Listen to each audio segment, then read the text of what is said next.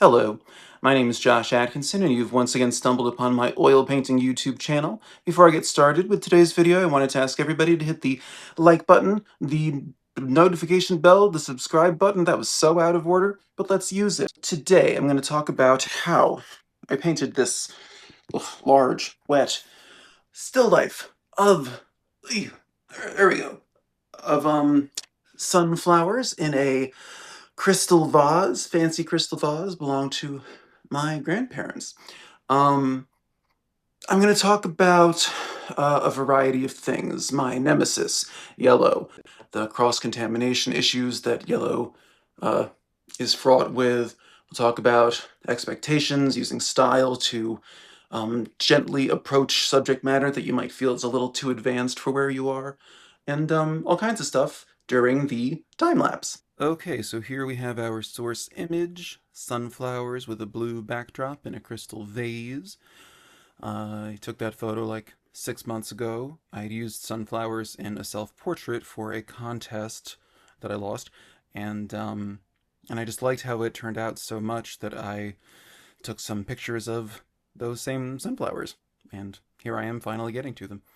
So I have done a thin wash of whatever was left on my palette, some green brown stuff, and I use an old sock or something to wipe out lit parts and fill in some places. But let's get to my nemesis, yellow. Light, bright yellow anyway. Yellow Ochre and I get along real well. We're old friends. But light yellow, you know, I hesitate to do a wipeout method when I'm painting a yellow subject because you want as much white canvas ground as you can get when you're using like a bright white, light yellow. It's just it can be negatively impacted if you're painting on something darker than it, unless you're painting super thick. And I paint pretty thick, but I don't want to begin a painting very thick because that becomes problematic for the whole fat over lean rule. But anyway, so you can also see that I have a blue backdrop. I started going in with phthalo blue, but it is a little green toned, and there was already this big hazard that stays with me throughout the entire painting of cross-contamination. Phthalo blue is extremely strong. Like, it's like the boss expletive on your palette. It's just gorgeous and powerful. And yellow is not the boss. Yellow is, that melodramatic person who always needs to be rescued. So it gets overly contaminated by a big strong blue like phthalo and it becomes green. So I've switched out to ultramarine, which is, in the end, it was a better decision anyway because it's a less showy blue. It's just, no offense to it, but I think it's less beautiful, less vibrant. It's a little duller to me. But it is also less green toned. So so the point is that I want the sunflowers to be the focal point. I want the yellow to be the star of the show. So going with a duller, less impressive blue makes more sense. Here I try to throw in the blue highlights, but I take them out. I kind of dull up the lighter blue with some orange, because again, I don't want the light or the dark, the shadow part of the blue to be more eye-catching than the sunflowers themselves. Uh, Now a bit about okay, the sunflowers. I'm just kind of letting yellow dry in between sittings. This was a painting where I did 4 sittings, and then as they dry, keeping it pretty thin, then I pack on thicker yellow, and that allows it to show up and really pop. The crystal vase, I actually really love how it looks at this point. It looks pretty realistic. The bottom base part is the proportions are a little off, but that could be fixed. But I was I was a little intimidated by this vase. It's extremely intricate. It's crystal, and I don't know what that means.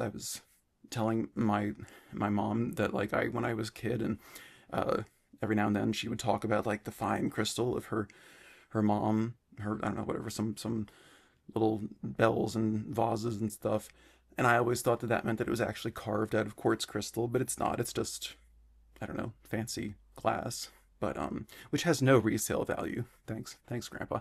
But anyway, it's just ornate. It's got a lot of glittering light, like facets.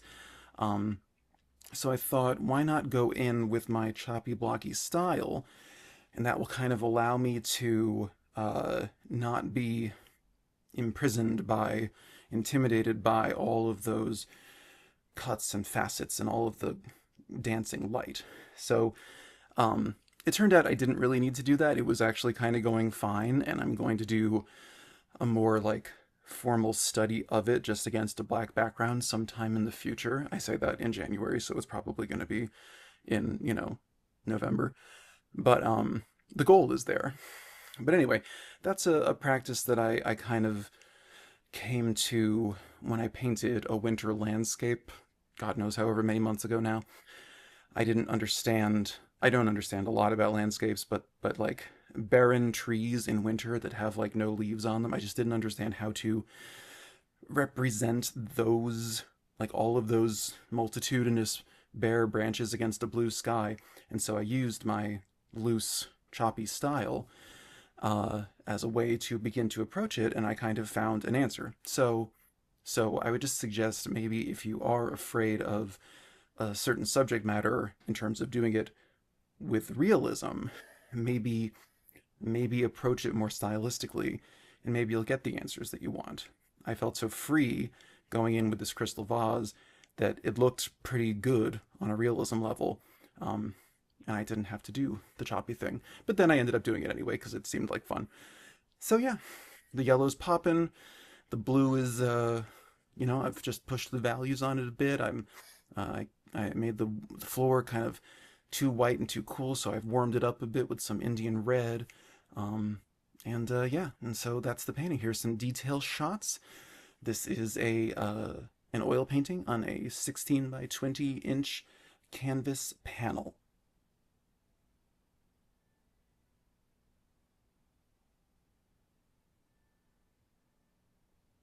So then, yes, that is how I arrived at this still life of some sunflowers that I've wanted to paint for like 6 months, and I'm so happy I finally did. I do really like this painting. It's been a bit of a journey. Uh, Everything's a learning experience, and I feel like, I don't know, I feel like there are lessons this one still has to teach me. That sounds vague. Whatever. I wanted to also say thank you to the, I think like 5 or 6 new subscribers I got this week. That was more than I was expecting because last week's video was a little unhinged, a little emotional. If you enjoyed this week's video, you can check out last week's where I try not to cry for 11 minutes as I talk about painting David Lynch, a personal hero of mine who recently passed away. Or the week before, where I painted geese, cheerful, lovely, bucolic geese. SAT words. All right, I think that's everything I can think to say, so thank you for watching. Please do hit the subscribe button, the like button, all that stuff, and I will see you in 7 days with a new painting of something else. Okay, bye bye bye bye bye!